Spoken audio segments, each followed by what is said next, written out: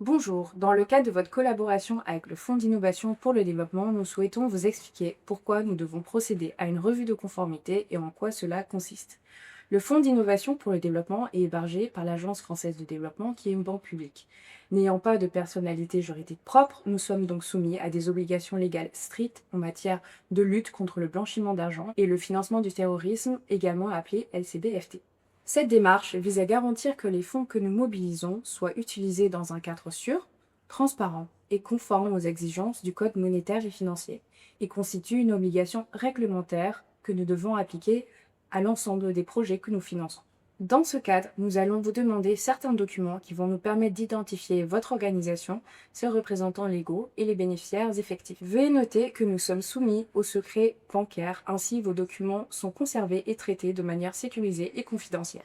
Parmi les documents demandés, il nous faut donc vos documents légaux, c'est-à-dire les statuts de l'entité ou tout autre document équivalent, ainsi qu'un certificat d'enregistrement ou CABIS, daté et signé de moins de 3 mois. Si ces documents ne peuvent pas être datés de moins de 3 mois, il faudra également fournir une attestation datée et signée indiquant que ces documents sont toujours valides et qui n'ont pas été modifiés depuis leur dernière création ou dernière modification.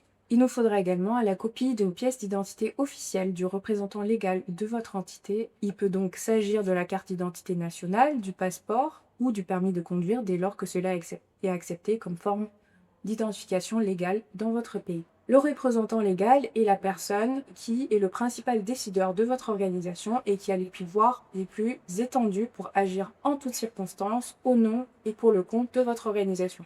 Pour les entreprises privées, il faudra nous fournir un schéma actionnarial de votre entité daté et signé par une personne autorisée de moins de 3 mois. Ce schéma doit indiquer le nom des entités et ou des personnes, ainsi que le pourcentage de participation associé.